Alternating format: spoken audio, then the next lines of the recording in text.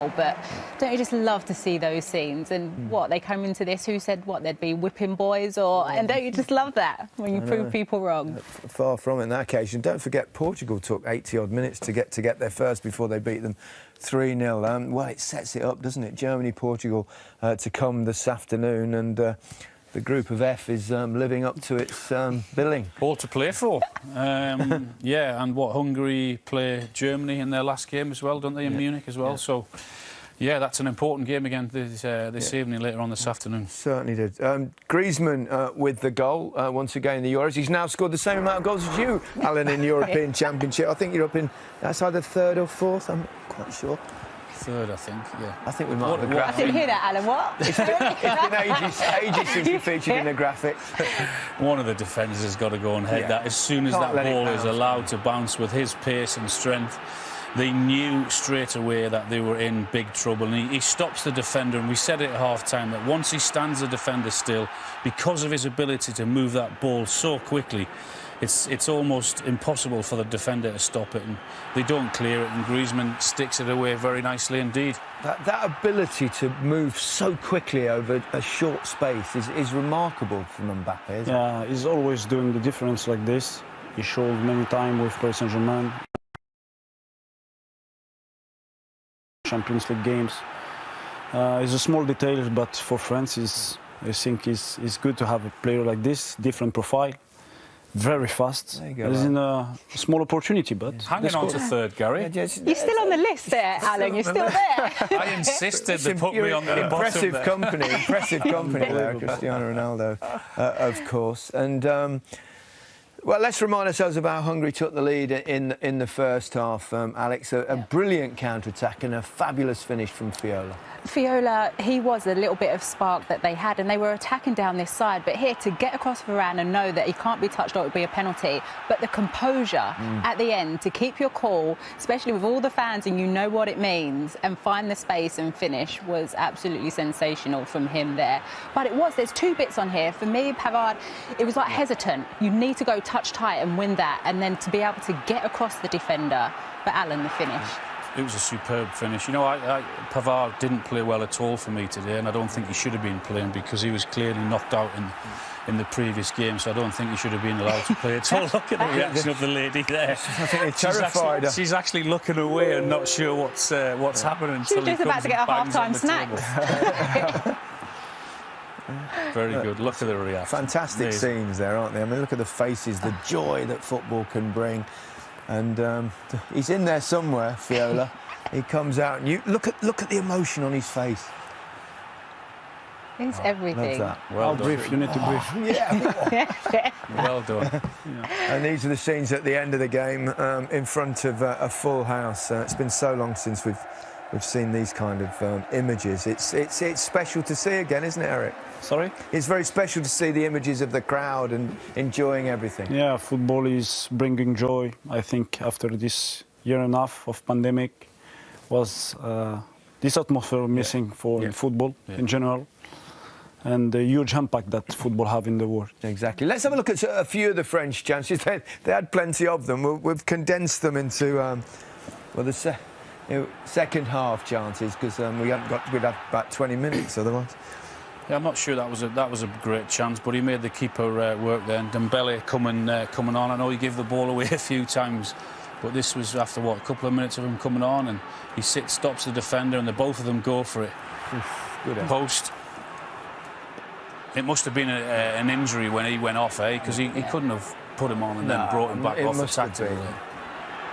He went close a few times, Alex, didn't he? They really did, and at times Hungary were really hanging on because France were exploiting them and creating chance after chance. But to come away with a point or something from that game is just huge. And what will France need to do now, Eric? They need to win. They are a favourite in this competition.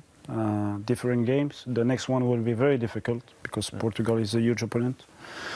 But they have to make the difference. I think they have to make the analysis of this match, find a better solution, take the decision, the lineup. And go from there. Absolutely. Alan, thank you. Alex, thank you. Eric, lovely to see you. Thank you, guys. Thank you. Thank you. I've really enjoyed having lost their best player before the tournament, lost their captain in the first half there, and they've stuck on in there, and somehow they've hit them on the break and got that goal. I mean, France created so many chances without putting the ball in the back of the net. They mixed it up really well. Balls into the box, went direct. Some of the skill from Mbappe was sensational, but somehow they're losing that game. Yeah, extraordinary, really. I mean, it looked like it was just a matter of time before France would score. Yeah, because they were controlling the game, possession, creating chances. But in this kind of competition, you have to be really organized, focus, and only one chance. Yeah. They had only one chance to score, and they scored. No need to panic yet, though. No, Long way to go in this game. No. As we saw with Portugal, they faded at the end. Yeah, but maybe tactically, French need to send something on the side. I think they need to be more creative, once against one, provocation, going deep, play faster, and. No, but I think they will have the chance to win this match. Yeah, the great thing for underdogs is to have something to cling on to, isn't it, Alex? And now they've got that. Do you know the scenes, watching that goal go in and we're all smiling? The crowd. Yeah. The Incredible, energy, yeah, and just seeing the celebrations and the players feeding off that. But I suppose that's the magical thing about football. We were all ready to... I wrote down va-va-voom to describe French, to bring you in, to say, what would you use? What word to sum up French? Because the magic that they were playing, we were purring at times, but how quickly things can change around. That wasn't the word he used when they scored. It was the word I understood.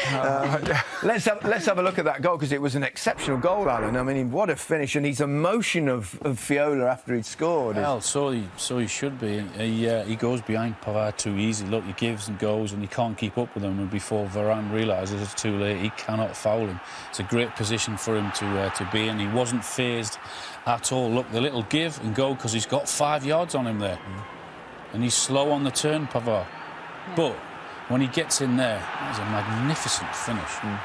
No, it was almost... Just look at that. Just look at his face. Linger on it. I want to linger on that face a little bit longer. But really against the run of play, wasn't it? I mean, because France was so dominant before that. Yeah, but, you know, football is not logic. No. It's like this. But I think in this situation, Pavard can touch the player... Before he goes in the area. Exactly. Yeah. Feel the player... Yeah. This is what the coach is always asking. Yeah. But Fiola was as well smart, fast, create occasion. He go on the run with Varane in front. The defender can touch, and after that, once against one with the goalkeeper. At the start of the match as well, the first 10 minutes of play, Hungary kept attacking down that side. Yeah. They had a couple of counter-attacks, and it was all down that side, whether they've recognised that they were going to get more space to them and pick in those moments, and then they finally found it. Maybe. We saw how they celebrated in the ground, and I mean, it's joyous, isn't it, to see a full house. This is a fan park also in Hungary. And we haven't seen these scenes for so long, have we? Look at that. There you go. I think they're quite ecstatic. So it's so good to see that, the celebrations, and obviously what it means, like how you said, Gary, the underdog, you know, managing to... And that, actually, you had the conversation about, yes, world rankings, but actually it doesn't come down to that in games like this, and understanding that it's hard. Yeah, long way to go, though. Yeah. France had their chances in that first half, Alan. Yeah, I thought they mixed it up really well, Gary. I think there was a good combination of good possession play, switching it, stretching the play. When they got out wide, they weren't afraid to put balls into the box like this. I mean, that is a brilliant ball. Should score, albeit gets into the good position, does well to get in there. Another ball direct. Again, Digne with the head down. That's a more difficult chance, but they were knocking on the door, and we were thinking it's only a matter of time, because they created so many chances, didn't they? I think it's all their different movements as well. It's like the players are looking around. OK, you've gone short, I'm making a run in behind. And look at the play from Mbappe there, the ability to just be like, there you go, I know you're behind me. But it's the different movement that they have that can continuously hurt you. And Mbappe, again, drop of the shoulder, see ya, I'm getting into space, and just missing. But when you miss that amount of chances, sometimes the opposition think, you know what, it gives them something to hold on to, to hang on to. And they did it really well, defended well when they had to, albeit France missed some big chances. Kylian Mbappe looks electrically sharp. Yeah. I think when you get the information, and he decides to start is very, very quick. Yeah. Very fast. He's almost unstoppable. And some of the things, we've already seen a couple in the French chances there, but let's have an Mbappe run because this boy is so wonderful to watch. Well, when he gets into that position, he's almost impossible to stop. Because he's offside. Yeah, he is. Yeah, he's offside. His feet are so quick there. The way he just goes one way and goes the other.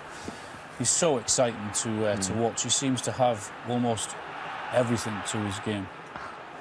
It's Apart like from you putting it in the back of the net in this 45 minutes. I think But one might come. he's a threat. I mean, I spoke about before the game in England with not really asking enough questions and doing different things and coming towards the ball all the time. I think he's certainly mixed their game up a lot and given them so many options. But with his ability, he's bound to do that.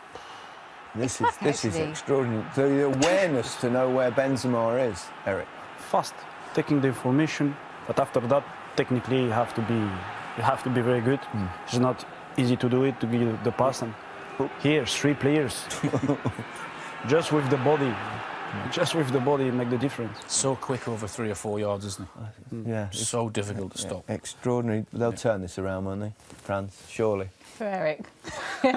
We're hoping. But no, the amount that they've already created, and it is sometimes in these games, it is being patient. Yeah. Any changes? I think so. Who would you bring on?